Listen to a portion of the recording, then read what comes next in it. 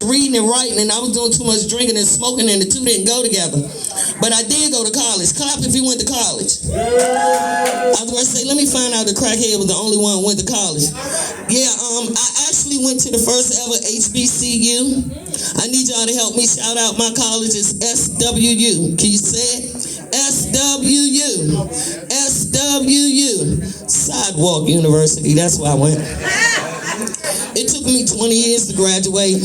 I graduated valedictorian. I got my magna cum laude. I would have went for Summa, but that shit was just a little bit too high. No, but my family ain't had no money, so we had to take out a student loan, right? 80, I took out the loan. 85, they sending me letters. I'm throwing them in the trash. By 90, I'm smoking crack. Fuck student loan. I called Steve to order the 8-ball to get the party started. Phone ring. I'm thinking it's Steve. It's George from the collection agency. Talking about he got questions. I said, okay. He said, do you work? I'm like, no. He said, well, how do you pay your bills? I said, you could send me some money. That might help. So then he goes, do you got a credit card? And I'm like, they giving cards and niggas ain't working. I need one of those. So about that time, the beat came in. Yeah, young people. Beat came in. 8-ball on the way. Party about to start. I hung up. He called back to me. We were disconnected here to start over. I said, okay. He said, do you work? I said, yeah. He said, where? I said, the OPN. He said, the OPN? I said, on people's nerves. So then he said, well, do you have a credit card? I said, I got all of them. He said, what? I said, my MasterCard doesn't have a visa to travel American Express. Therefore, you have no choice but to discover you will not get paid. They haven't sent me no more letters. I ain't got no more damn phone calls. But clap if you got kids. Clap if you don't have kids. Oh, wow. Okay, somebody confused, because when I said clap for kids, half of y'all clapped, and I said no kids, y'all didn't clap. So do y'all got them or not, or y'all just ain't telling? All right, well, I got kids. We know God got me. He got jokes. He gave me kids. I don't have a turn bone in my body. If them little niggas didn't cry, wouldn't know they was there. I was like the FedEx man. I was dropping off a package at my mama's house every 3 years. Here you go, bitch. But I gotta shout out my kids, though. My oldest daughter graduated from VCU with her master's in teaching. She's been teaching 2nd grade for 6 years. My baby girl first graduated from Cornell University, then the University of Virginia. In the first year of the pandemic, she received her certification, and she's an OBGYN doctor. I got a teacher and a doctor, all from a crackhead mama. Ain't God good? Yeah. All right, so since the girls were born first, I had to shout them out first, because after they were born, they must have sucked out all the smart genes and left the stupid genes for the boys. I can only put this shit like Sesame Street. I had a sink. I had a sink that had a leak. I had a sink that had a leak. I put a bucket to catch the water. I told them to empty the bucket. Guess where they emptied it? Y'all got boys too, bitch. And then looked at me when the water came out the bottom. Like, the fuck you thought was gonna happen? But I know kids are special. They say kids are carbon copies of you. I tried to do with my baby boy what I didn't do with the older ones, like help with his homework. I did tell y'all I started drinking at 9. He was 6, so I figured we were good. No, the teacher sent home the spelling bee. Now I can add all goddamn day. I put the $sign in front of the numbers and pretend that shit is my money. It's gonna be right. That spelling, thank God for Facebook, autocorrect, because I be trying to say congratulations, C-O-N-G, happy for you, bitch. I'm even gonna try to spell that shit out. Hear me now. So I went rented a killer in the bee because I figured she could help. He was like, no, mommy, she's doing too much. So I got flashcards for 2 weeks to be practiced. I can't make this shit up, people. Night of the spelling bee, all he had to do was say the word, spell the word, use the word in a sentence. His word was cabbage, and I'm thinking, good, sure, easy word, cabbage. He got to the stage, he says, cabbage. C-A-B-B-I-T-C-H. Cabbage. And other little kids and the teacher and everybody go, ah! And I'm trying to be real dignified as the mommy, and then my family looking at me like, bitch, you've been helping him, right? But here's the weird part. His sentence was, I told the man, that was my cab, bitch.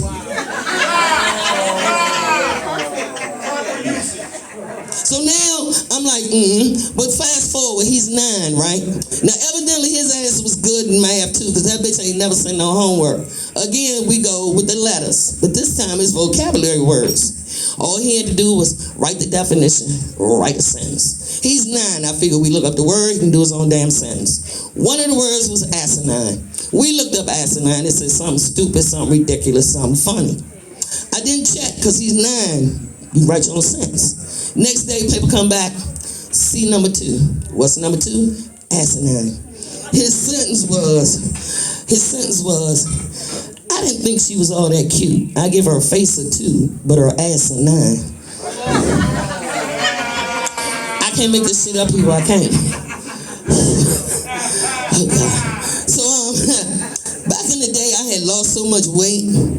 Me and this mic stand look like twins, right? No shit. And I was walking down the street one night and I had the hat on. And little boy hollered out the window, "Daddy, the stop sign is walking." That's when I knew it was time for a bitch to stop smoking. Now, I always had ass. I ain't never had titties. I just didn't know they was gonna come with a kickstand. I don't know what happened right there. But these ain't jokes no more, goddammit. These is questions. Cause these is new titties and shit. What do you do with the sweat? Cause I got a trickle of sweat that then ran down and is stuck in my navel right now. Cause you know when your titties don't meet, they don't sweat. When I ain't had no titties, I could put the little round band-aid right there, call it a day. Didn't nobody tell me, I know now why they call it a training bra. Cause you had to train this. Okay, so when you ain't got no titties, you can lay in the bed, you can roll over, you can turn over, you can do all kind of good shit. When you get titties, ain't but 3 positions, bitch. Your right side, your left side, or on your goddamn back. Didn't nobody tell me if you go to sleep on your stomach, you're supposed to cup the titties up and bring them with you. And I didn't. And when I went to turn over, this titty didn't come too. Fellas, that's the equivalent if y'all slide over, both y'all nuts don't come together. Okay, so, oh Jesus, I got questions again.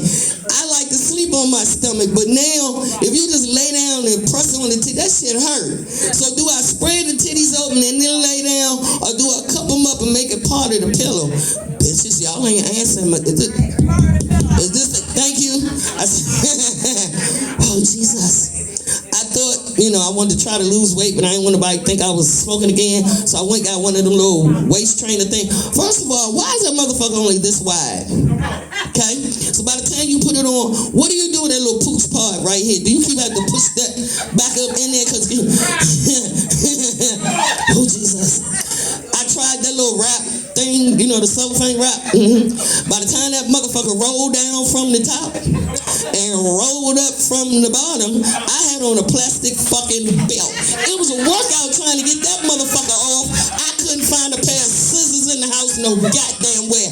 And my kids was laughing like a bitch, right?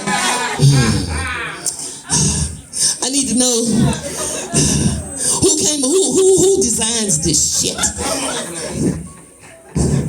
Okay, so James Brown got a song say it's a man's world, and I believe that shit. Because I know it was a man that came up with the idea of putting a wire in a bra, because I ain't got a bitch want to get stabbed in her side all goddamn day, so her titties can sit up nice and fucking perky.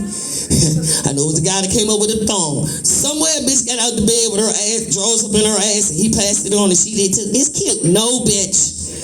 That shit is irritating as hell. You run around and string up your ass all damn day. What the fuck is wrong with you? And talking about ain't no panty line. Well, bitch, just don't wear panties. Fuck it. I ain't putting shit up my ass. This is like Star Trek. You about to venture where no man has gone before. God damn it. But then I said, you know what? Women, it's a disservice. A man can look at us and just about tell what he getting.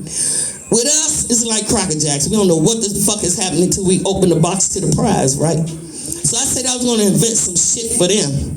I was going to put a wire in their underwear so they shit can sit up nice and perky. And then the wire going to serve 2 purposes. Because if the dick don't work, then they can use it like a shoehorn to guide it in the pussy. I'm going to invent some pants for these niggas too. Okay, so the theme of the pants, or the motto of the pants is going to say, if the dick don't fit, the pants won't zip. Okay, and so in the pocket, it's gonna give that. It's gonna give. Okay, so if you under size 6, this pocket right here just gonna have a smiley face on it because we ain't gonna try to do it like that. And then the other pocket is gonna have an arrow or whatever, so it'll tell us whether it's gonna give us a description of what the fuck we getting ready to get into. You hear me? Because we need to know this shit. You can't always go by niggas' hands and feet no more. That shit is deceptive. As hell. Oh Lord. Okay, so where are my marijuana people at?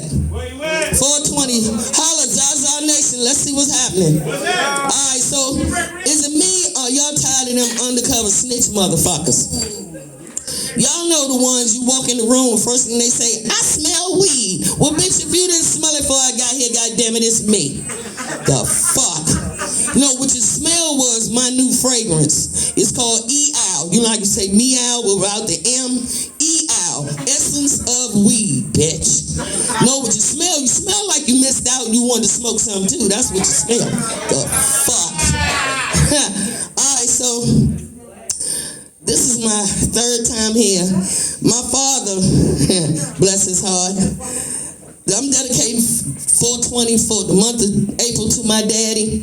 He started smoking at 19. We had weed in our house for days. That's how our bitch got into all this shit. But either way, daddy smoking at 19 all the way up to the week before he passed in 92. I took care of him at home. And when we would go to the doctor, he would fuck the doctors up when they would say, do you smoke? He'd say, depending on what you talk about. And they'd look at me and I'd be like, marijuana? And they'd be like, marijuana? Yeah. And then he proudly, since 19. Okay? So then the doctor say, well, how much do you smoke? He say, depending on how much I got. So then the doctor say, when was the last time you smoked? He say, right before I got here. Now mind you, he 87 at this point, right? And they looking at me, I'm like, So then they said, well, when the next time you gonna smoke? He said, as soon as I leave. And he look over, he look over at me and say, it's in the ashtray, right? And I'm like, damn. Now I didn't tell y'all daddy go to a military base, to the hospital. So we on government property, weed, smoking and shit. Oh God. Anyhow, daddy smoked every day. And that last week, the first night he told me no, I was like, oh, okay. And then the second night when he said no, I'm like, you sure, Daddy? And I tried to blow him a shotgun, he turned his head.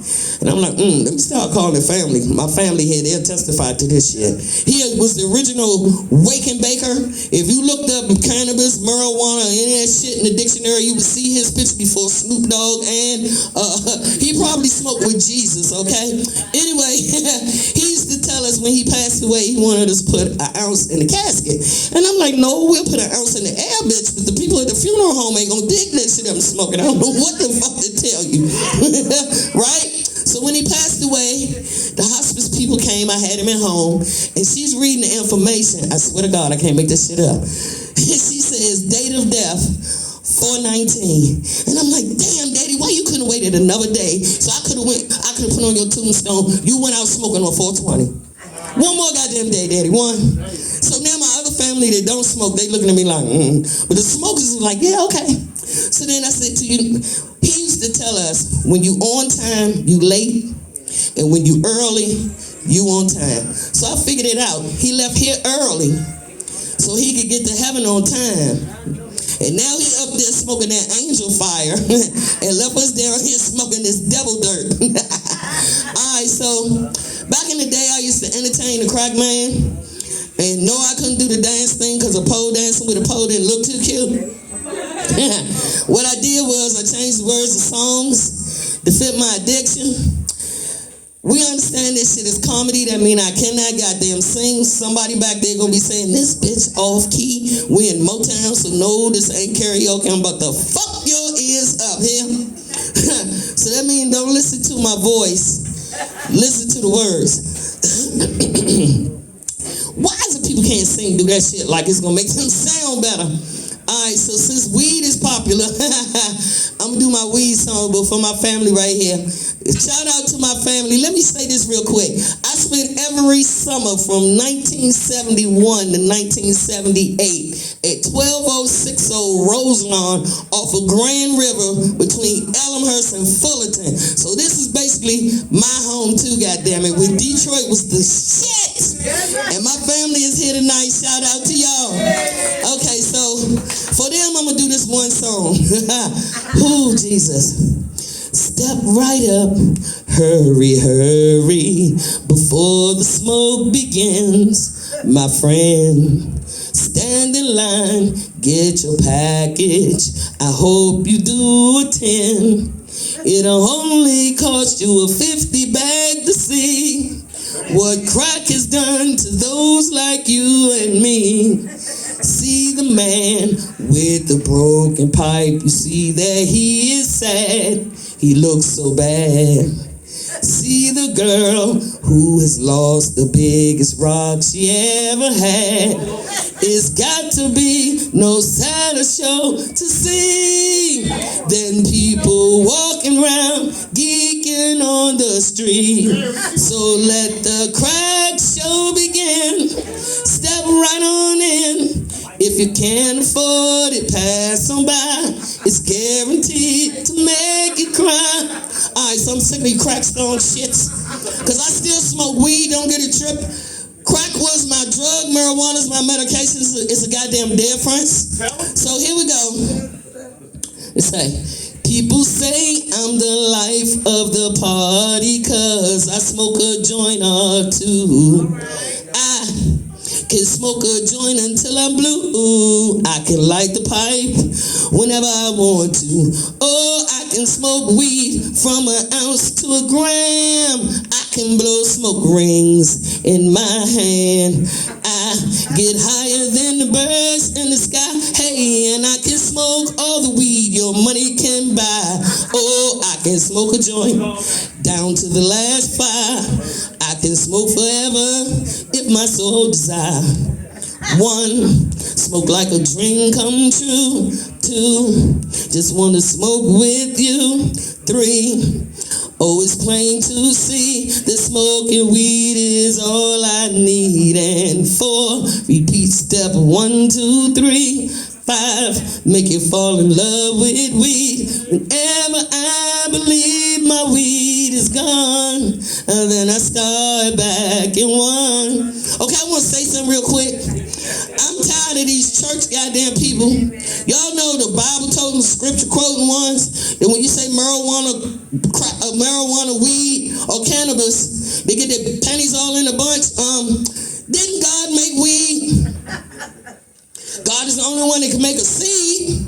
If not, we wouldn't have these clone fruits and vegetables, hear me? And in the Bible, Genesis 20:29, it says everything he made is good. Alright? So with that being said, and they never did identify that burning bush. I know y'all want to laugh. I'm not going to take y'all to hell with me, but I'm going to keep it going. Because y'all know people that smoke, after they smoke, they think they know a lot of shit, right?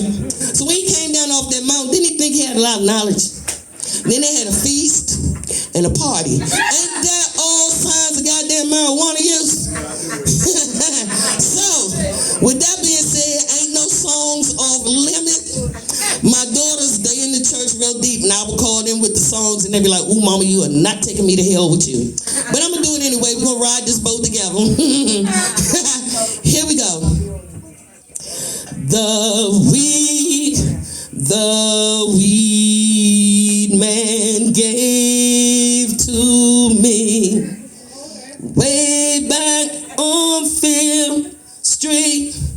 The weed that gives me strength from day to day.